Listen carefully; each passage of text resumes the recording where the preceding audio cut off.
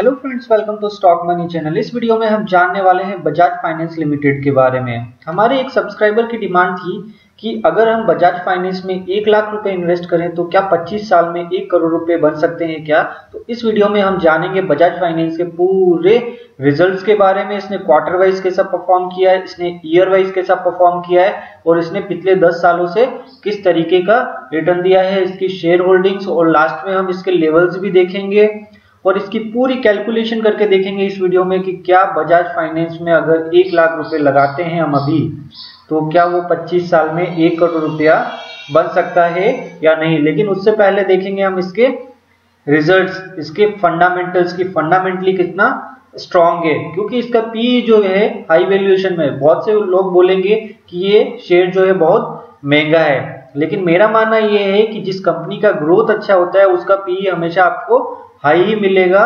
उसका पी आपको पी देखकर तो आप उस स्टॉक को बाय कर ही नहीं सकते। तो हम देखते हैं सबसे पहले इसके बारे में ब्रीफ इंट्रोडक्शन कि बजाज फाइनेंस करता क्या है। Bajaj finance is engaged in the business of leading and primary deal in financing of 2 and 3 wheelers, consumer durable, small business loans, personal loans, mortgage loans, loan against securities. तो कुल मिलाकर जो है insurance का काम है इसका। 2 व्हीलर, 3 व्हीलर, उसके अलावा जो हो गया अपना लोन्स देता है, तो उससे इनकी इनकम जो है जनरेट होती है। अब देखते हैं मार्केट कैप। इस कंपनी का जो मार्केट कैप है वो देखिए आप 1,64,709 करोड़ का है। अल्ट्रा लार्ज कैप कंपनी है। करंट प्राइस 2850 रुपए का है। 52वीं खाई जो चल रहा है 2995 रुपए का और लो चल रहा है 1688 रुपए का। डिविडेंड यील्ड भी 0.14% की है। फेस वैल्यू 2 की कंपनी है। डेब्ट टू इक्विटी रेशियो देखिए, जनरली जो होता है फाइनेंस कंपनी का बहुत ज्यादा होता है डेब्ट टू इक्विटी रेशियो, लेकिन इसमें भी इसका लगभग अच्छा है, 3.73 है। प्रमोटर होल्डिंग देखिए बहुत ही अच्छी है, 55.15% और कोई भी शेयर गिरवी नहीं है। रिजर्व देखिए 16,403 करोड़ का है, तो यहाँ तक तो ये अच्छा लग रहा है। अब देखते हैं इसके क्वार्टरली रिजल्ट की क्वार्टर वाइज इसने कैसा परफॉर्म किया है। रेवेन्यू देखिए 4045 करोड़ से 4665 करोड़ का हो चुका है। उसके अलावा फाइनेंशियल प्रॉफिट देखिए 1412 करोड़ से 1614 करोड़ हो चुका है। उसके अलावा नेट प्रॉफिट देखिए आप 920 करोड़ से 1023 करोड़। तो ये कंपनी तो क्वार्टर वाइज ऐसा ही रिजल्ट देती रहेगी और इसका पीई हमेशा हाई ही मिलेगा आपको। उसके बाद देखते हैं profit and loss statement. Revenue देखिए आप 13,290 करोड़ से 15,930 करोड़ का हो चुका है टीटीएम, यानी कि ट्रेलिंग 12 मंथ, लास्ट 12 महीनों में। उसके अलावा फाइनेंशियल प्रॉफिट देखिए 4,119 करोड़ से 5,493 करोड़। नेट प्रॉफिट देखिए 2,647 करोड़ से 3,520 करोड़।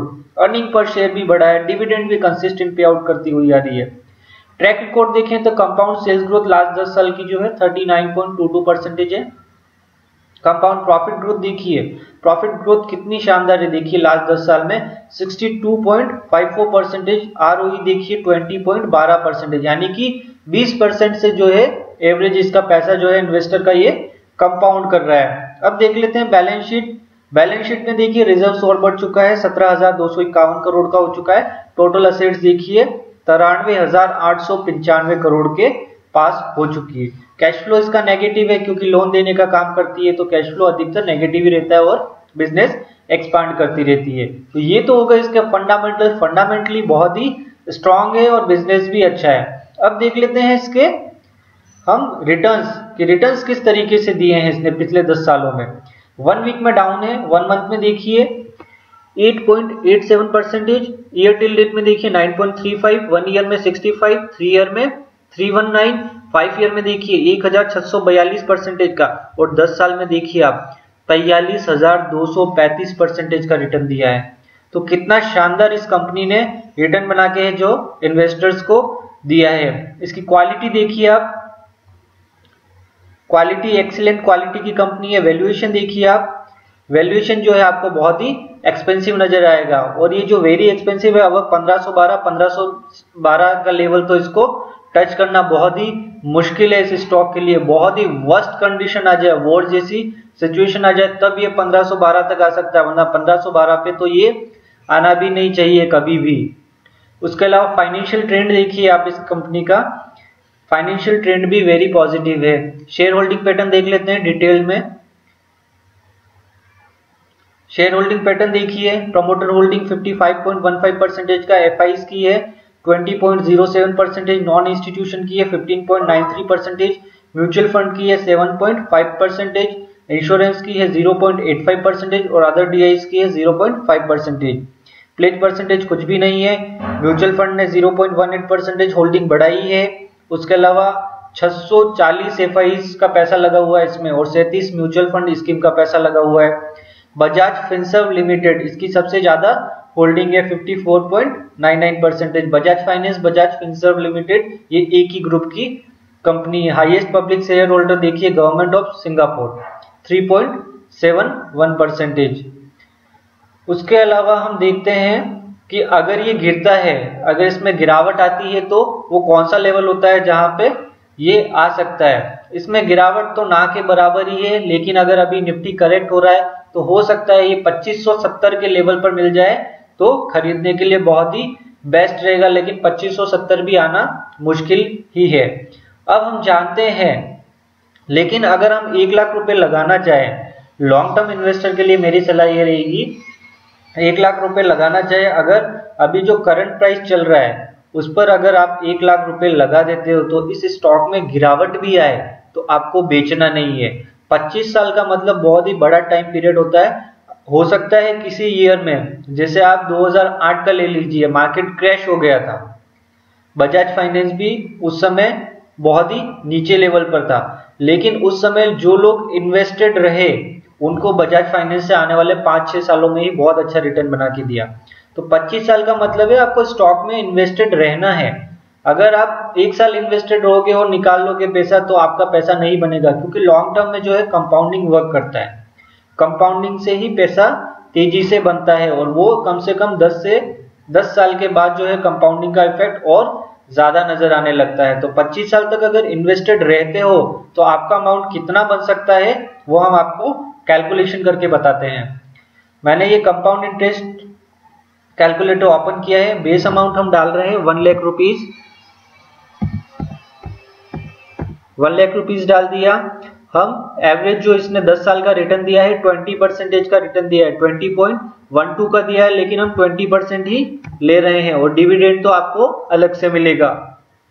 उसके अलावा हम ईयर कितने मान रहे हैं 25 और कंपाउंड इंटरवल अपना कितना हो गया ईयरली, और इसको हम कैलकुलेट करें तो प्रैक्टिकली कितना पॉसिबल है कि ये हमें 25 साल में अमाउंट बना के दे सकता है 1 लाख को।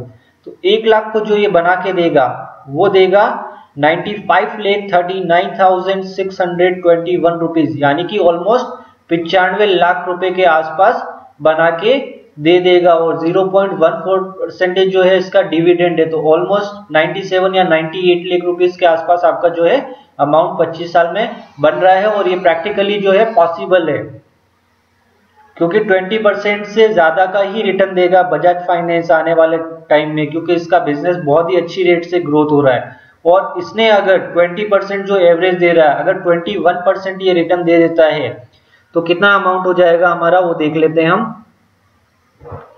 21% से अगर देखें, हम कैलकुलेट करके देखें,